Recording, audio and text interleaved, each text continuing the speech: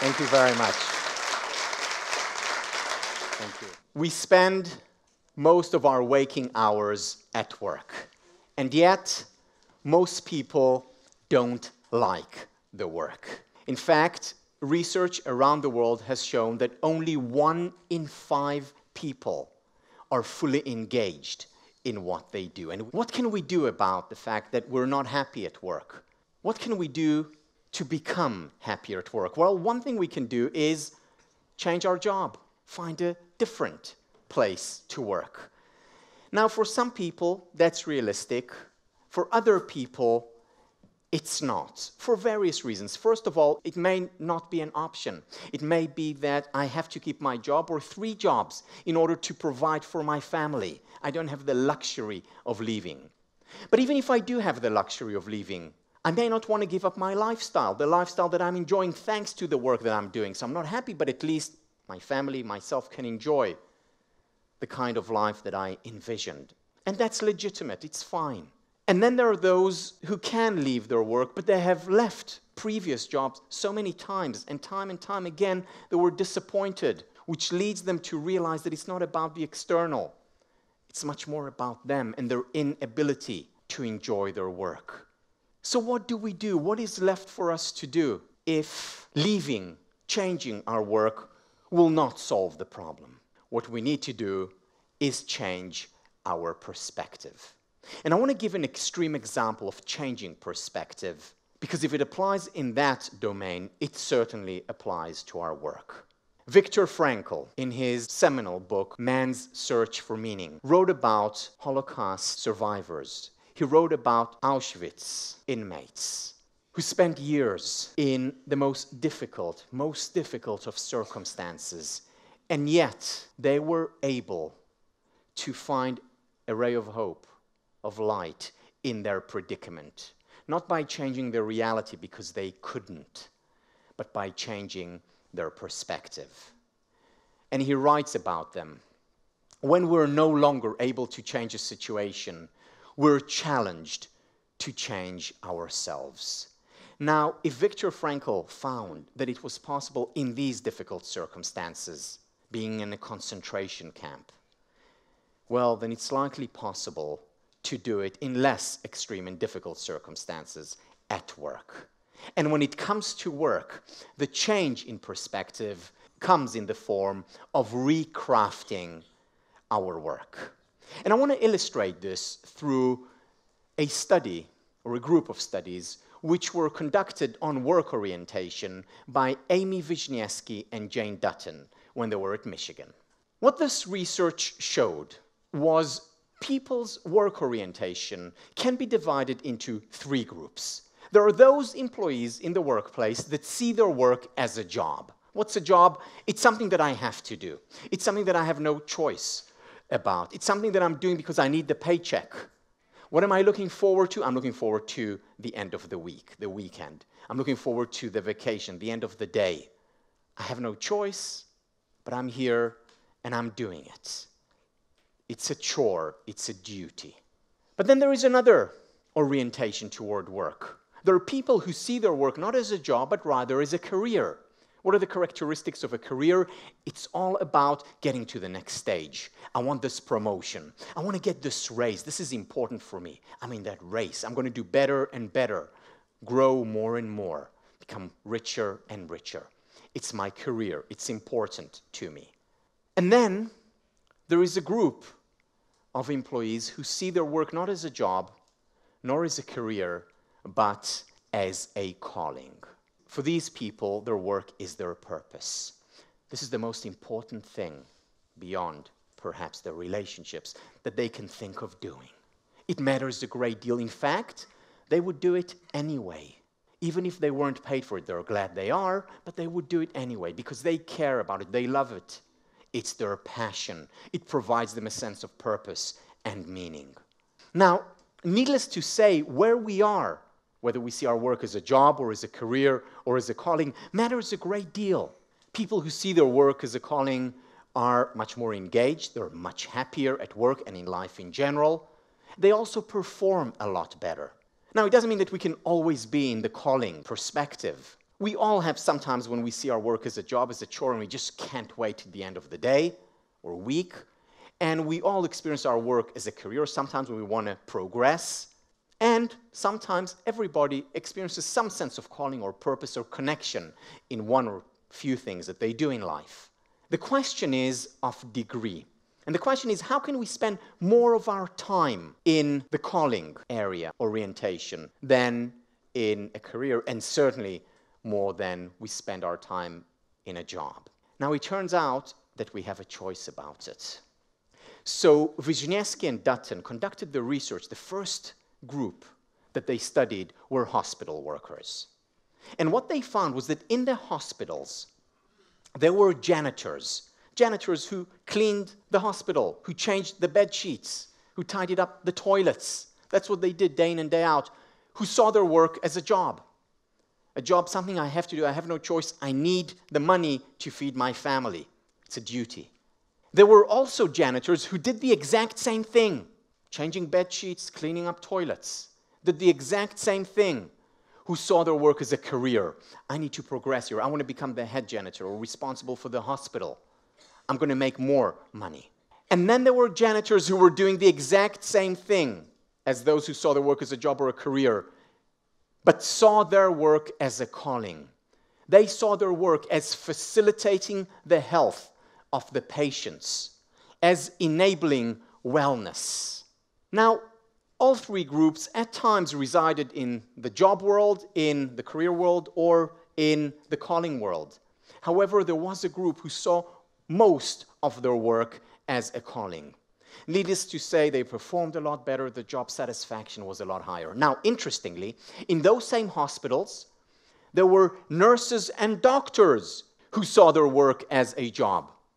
There were nurses and doctors who saw their work as a career. I just want to progress, be the head of the department, or get my full professorship. And in those very hospitals, there were also doctors and nurses who saw their work as a calling.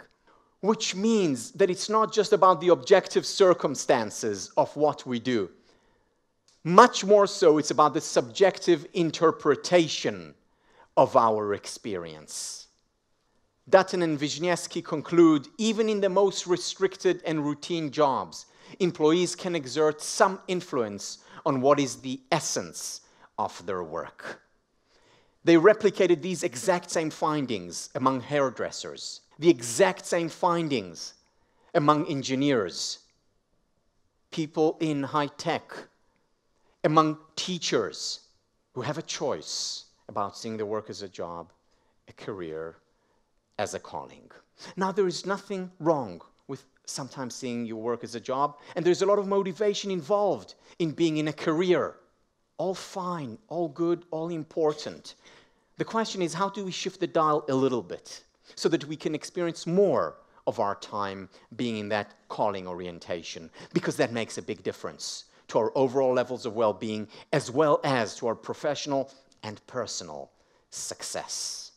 There's a story of a man who goes to visit in Italy, and he walks by a construction site, and he sees builders all over, and he goes to the first builder, and he asks the builder, "What are you doing?" And the builder says to him, "I'm laying bricks." And then he goes to the second builder, who was not far from the first one, and he says, "What are you doing?" And the builder says, "I'm building a wall." And he continues walking in the construction site, and he sees a third builder, and he asks him, "What are you doing?" And the builder says, "I'm creating a cathedral to the glory of God." The same experience, very different interpretation that can make all the difference. And the question is, what choices can we make on a day-to-day basis? What choices can we make that can transform, change the form of our work, that can change our experiences? Let me mention a few that are taken from the research in this area. The first one is we can change activities.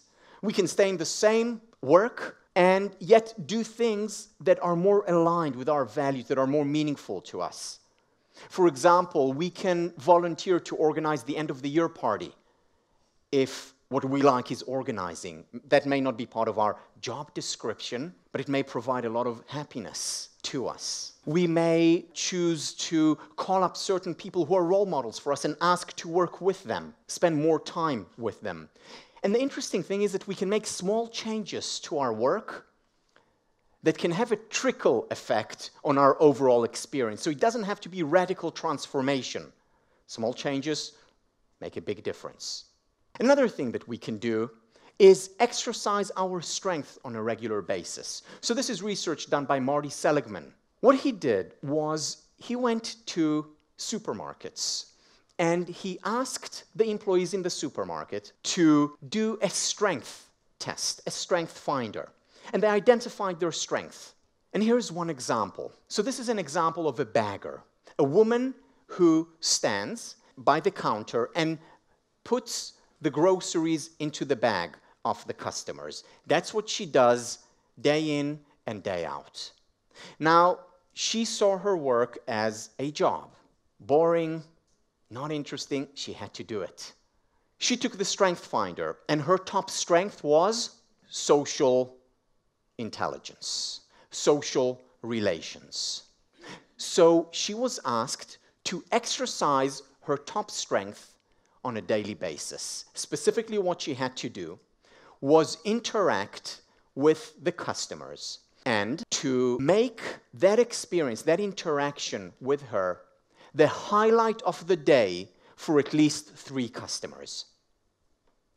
That was her objective.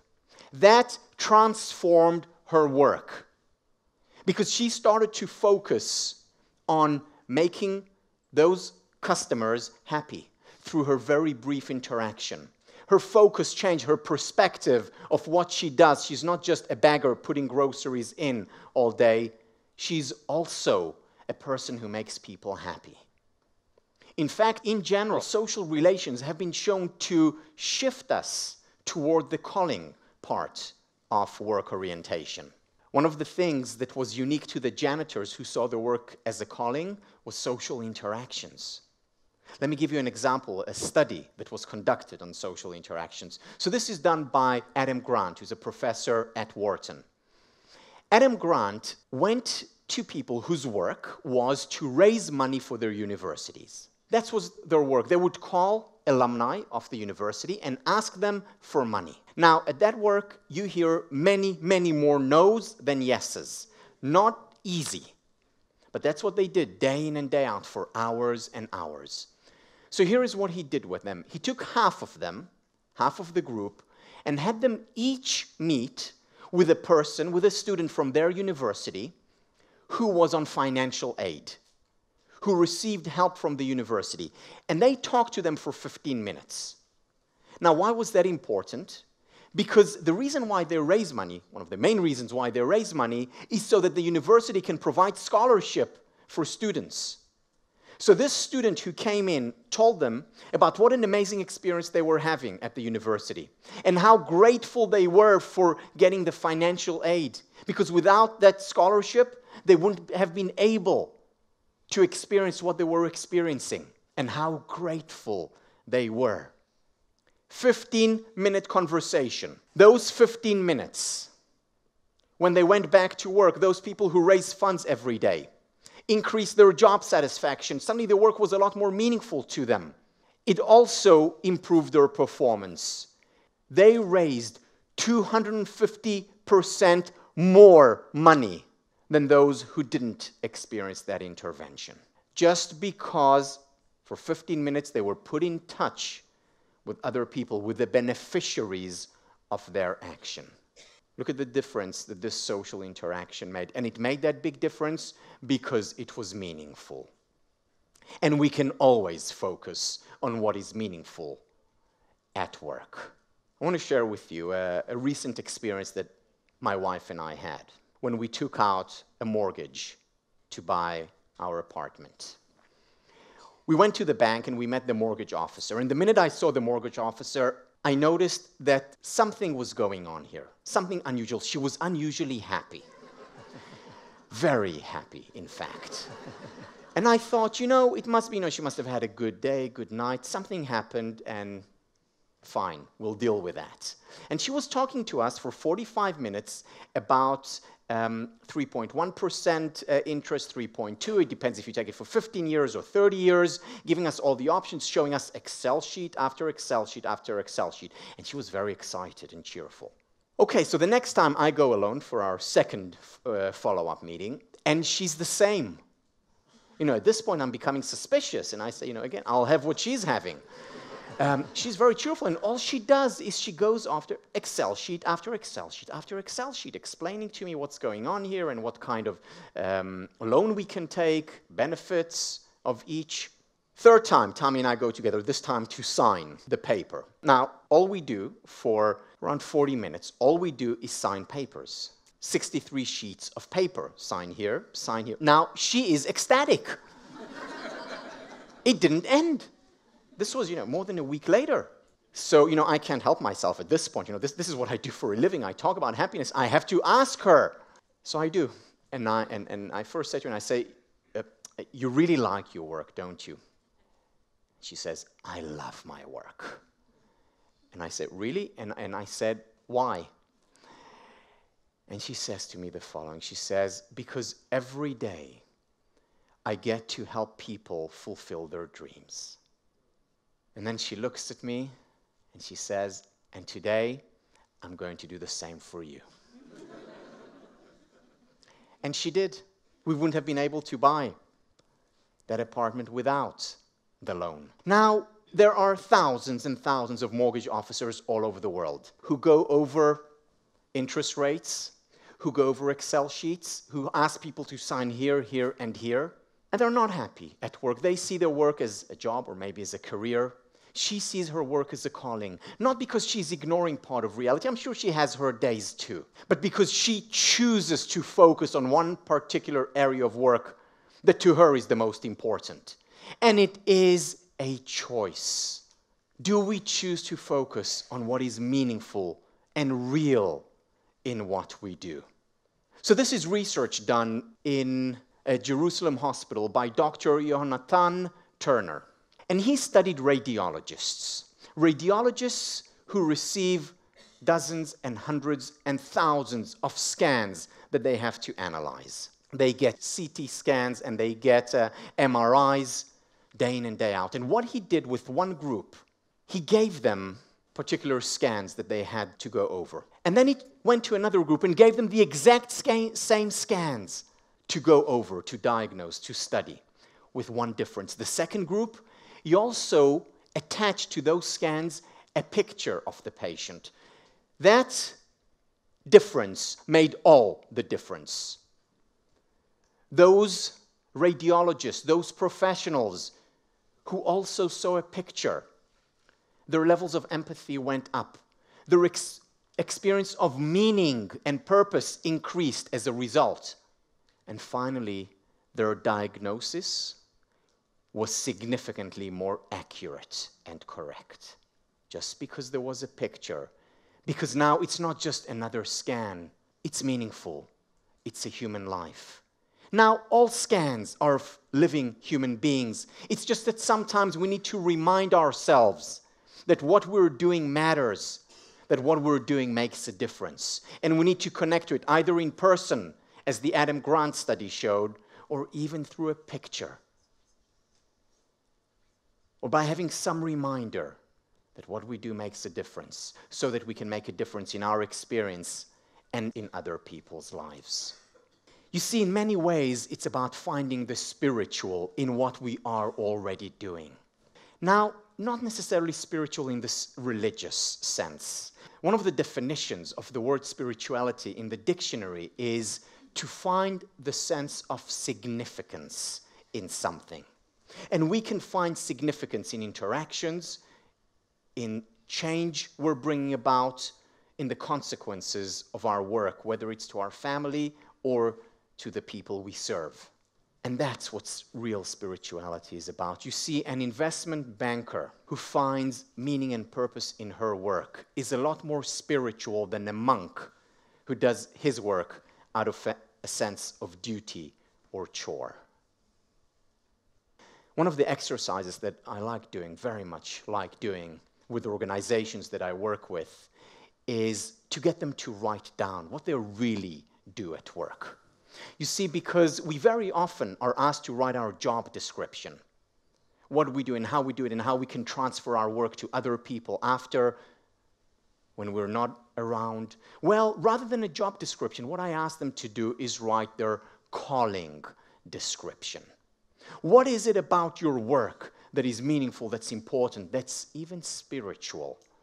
Because when you focus on that, when you appreciate that, that becomes a larger and more important part of your work. It becomes a more important part of your work because focus creates reality. And I want to go back to Viktor Frankl, who in the most dire of situations showed how it was possible to find some sense of meaning and purpose. And it's the people who did that who were more likely, it didn't guarantee, but they were more likely to survive. This is what he writes in Man's Search for Meaning. We who lived in concentration camps can remember the men who walked through the huts comforting others, giving away their last piece of bread. They may have been few in number, but they offer sufficient proof that everything can be taken from a man but one thing, the last of the human freedoms, to choose one's attitude in any given set of circumstances, to choose one's own way. And if Viktor Frankl found that in concentration camps in Auschwitz, then we can certainly find it in our day-to-day, at work and at home. And there's a lot of research showing how much focus matters. For example, researchers, Tomaka and others, took students who had test anxiety, performance anxiety. And what they did with them is they asked them to change one word in describing their experience. Instead of seeing the test as a threat, to see their test as a challenge. That one word actually significantly changed their experience of the test. They were much more excited, less nervous about it, and consequently they performed better. I think about this study a lot when I lecture, because I would often see a lecture as threatening, as ominous. Whereas now I've changed, I've reframed with two words. I see it as a privilege to share what I care about most with others. And I see it as an opportunity for playing, for fun. And that makes all the difference. Words create worlds.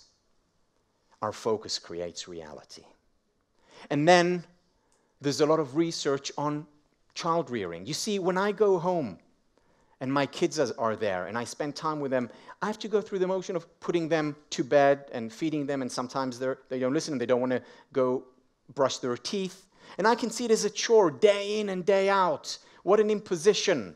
And at the same time, I can look at the exact same experience and say, wow, what a privilege this is to spend time with the people I care about most in the world.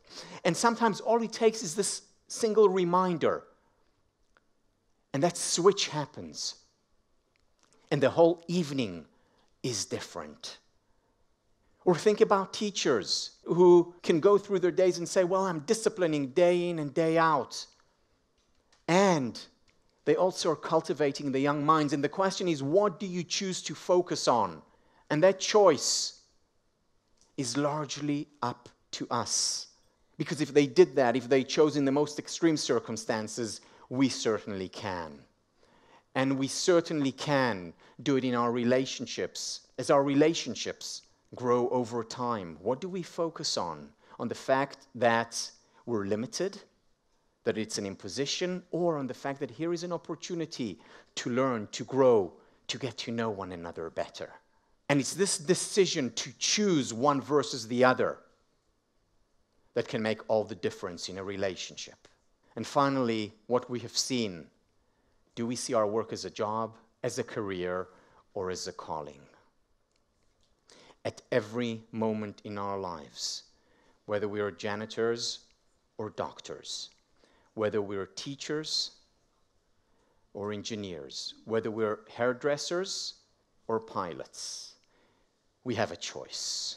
And that choice affects our job satisfaction. That job affects how creative we are. That choice affects how productive we are. We enjoy our work a lot more, and since we spend most of our waking hours at work, it also affects our life as a whole, where we can lead a richer, more fulfilling life. Thank you.